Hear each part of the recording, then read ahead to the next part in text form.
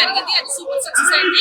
అప్పుడు ఒక ప్రపంచం సృష్టించింది. అయితే ఈ రోజు అదే హోమో మళ్ళా రిపీట్ అవుతుంది ఈ కూటమి కనుక అది కూడా ఈ రోజు మరి చిత్రపేటలోనే దాని యొక్క ప్రాంగణము మరి ఎంచుకోవడం అనేది దీని యొక్క మరొకసారి ఈ యొక్క ప్రపంచంలో రిపీట్ అవుతుందని కూడా చెప్తున్నాం. అందుకనే హిస్టరీ అనేది ఎప్పుడు రిపీట్ అవుతుంది.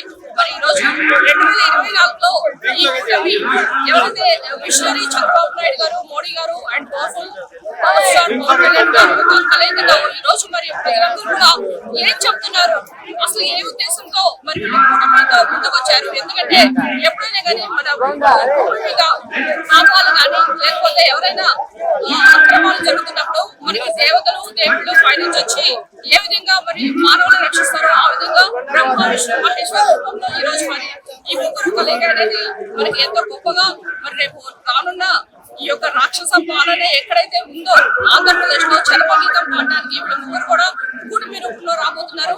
ఏదైనా కానీ ఈ యొక్క జగనాసురుని యొక్క వధ చేయాలంటే కంపల్సరీగా అందరూ కూడా ఏకమవ్వాలి. అది ఈ రోజు యొక్క మెయిన్ ఉద్దేశం కనుక ఎలక్షన్ కూడా వచ్చింది. ప్రజలందరూ కూడా ఈ రోజు చూస్తున్నారు. మాకే ప్లేస్ లేదు ఎక్కడికి వెళ్ళడానికి కూడా. అంటే ఎట్లా ఉందంటే ఇసుకిస్తే రాళ్ళంత జనాలు, జనసంద్రాలు, ఇంకా చాలా మంది కూడా అరౌండ్ 10 లక్షల మంది పైగా కూడా జనాలు చెప్తున్నారు. కానీ ఎలాంటి ఒక ఇక్కడ డిస్టర్బెన్స్ లేదు. వాళ్ళకి అవసరమైన వాటర్ సెట్ అండి, వాళ్ళకి కావాల్సిన ప్రతి ఒక్క సౌకర్యాలు కూడా ఎంతో అద్భుతంగా ఇక్కడ చేశారు. కనుక ఈ రోజు రానున్న రోజుల్లో 2024 అంటే అండ్ సిబిఎన్ అనే మాదిరిగా ఈ యొక్క ప్రభుత్వం రిపీట్ అవుతుంది madam.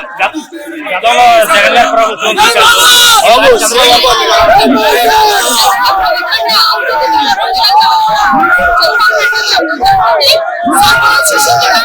And port rich and super 6 పథకాలతో చంద్రబాబు నాయుడు గారు ఒక ప్రభుత్వం సృష్టించినారు.